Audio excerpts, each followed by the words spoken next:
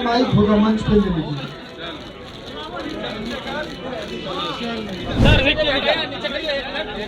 Sir ऊंची जाति के जो गरीब हमारे भाई हैं उनके भी हित की बात हमारी पार्टी करती है। और स्वर्गीय हमारे बड़े भाई साहब ने समाज में जो आर्थिक दृष्टिकोण से, शैक्षणिक दृष्टिकोण से कमजोर तबका था, राजनीतिक दृष्टिकोण से उसको उन्होंने समाज के मुख्य धारा में जोड़ने का काम किया। और यही कारण है कि उन्होंने 83 में जाति मैदान में दलित सेना का गठन किया कि उसमें समाज में गरीब लोगों पर बहुत अत्याचार होता था। और पासवान जी संसद के अंदर में और संसद के बाहर में अपने लोगों के लिए लड़ाई लड़ते थे।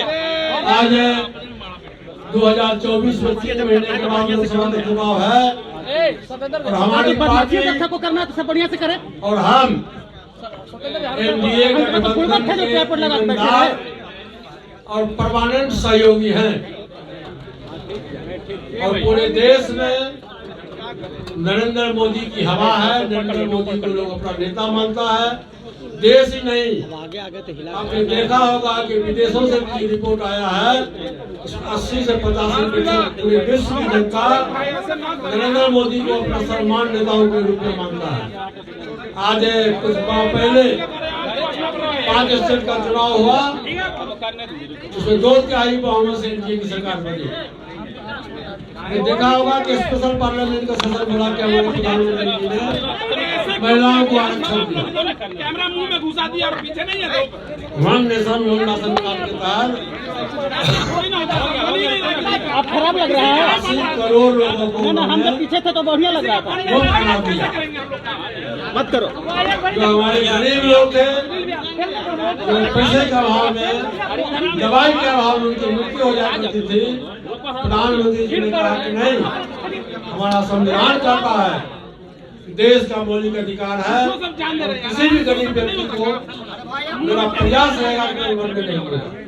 और उन्होंने अपने कोष से 5 लाख रुपया का अनुदान दिया और आज लाखों गरीब परिवार मौत के मुंह से निकले।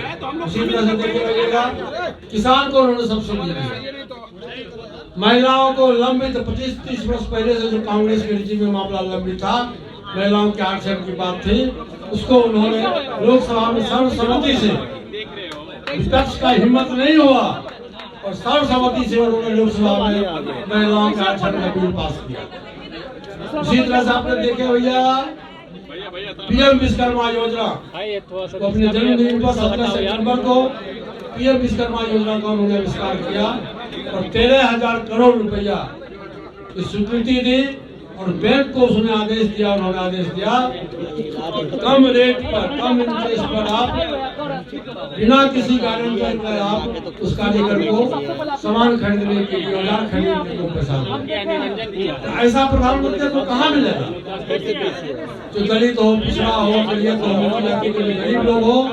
और उसका उदाहरण मैं देता हूँ कि 2014 में जब एनडीए की सरकार बनी तो सबसे पहला काम प्रधानमंत्री जी ने क्या किया?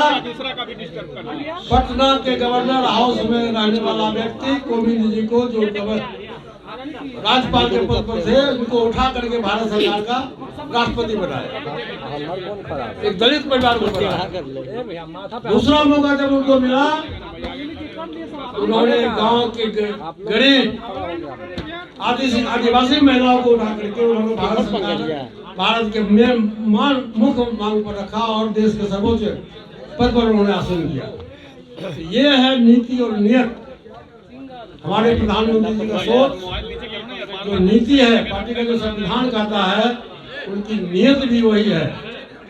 तो मैं तो ये कहता हूँ कि आज तक किसी ने ईश्वर को देखा नहीं होगा, लेकिन प्रधानमंत्री जी का जो काम करने का तरीका है गरीबों के प्रति, शोषितों के प्रति, दलितों के प्रति, पीड़ितों के प्रति, वो मुझको लगता है कि साक्षात वो भगवान के रूप है। और मैं कैबिनेट में देखता हूँ, उनका ललाट चमकता है, मैं उनको देखता हूँ, अपार शक्ति, अपार बुद्धि है उनमें। तो साथियों, और अभी आपने देखा होगा कि G20 का सम्मेलन पूरे देश में अध्यक्षता प्रधानमंत्री जी ने किया और पूरे विश्व में नाम कमाया।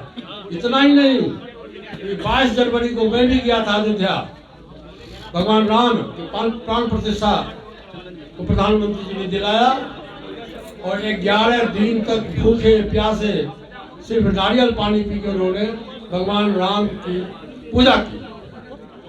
ये देश के लिए बहुत सौभाग्य है।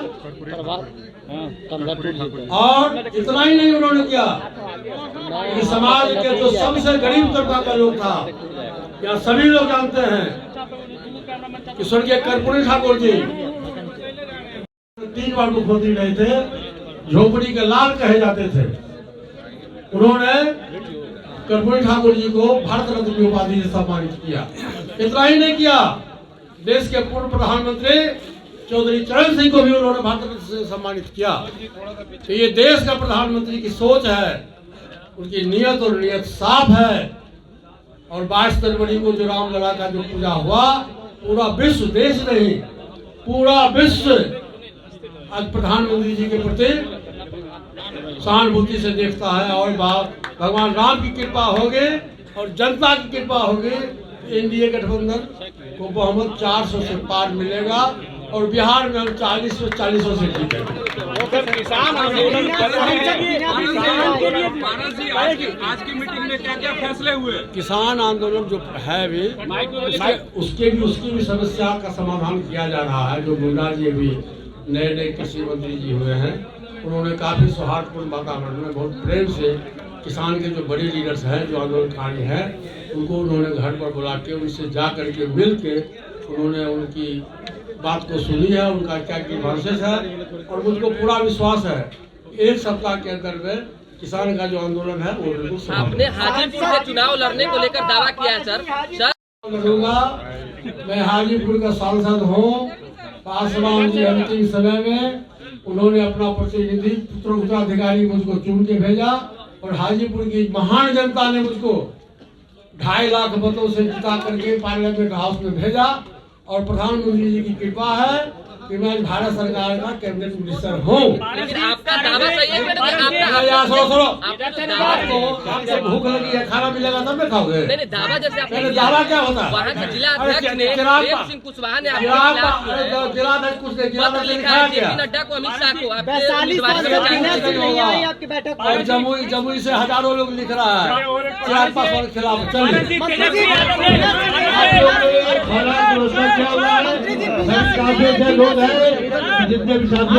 पनोरमा ग्रुप, जो सोचता है वो करता है।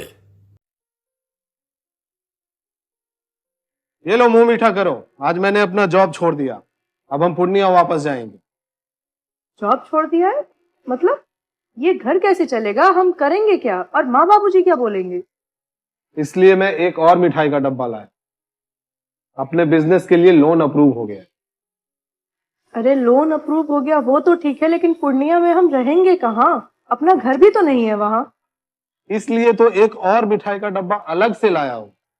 हमने पूर्णिया में घर ले लिया है, पूर्णिया के ई होम्स पैनोरमा में। पूर्णिया में पैनोरमा ग्रुप लेकर आए हैं ई होम्स पैनोरमा।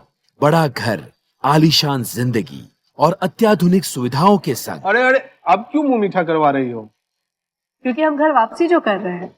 घर वापसी की खुशी पूर्णिया में ई होम्स पैनोरमा के संग।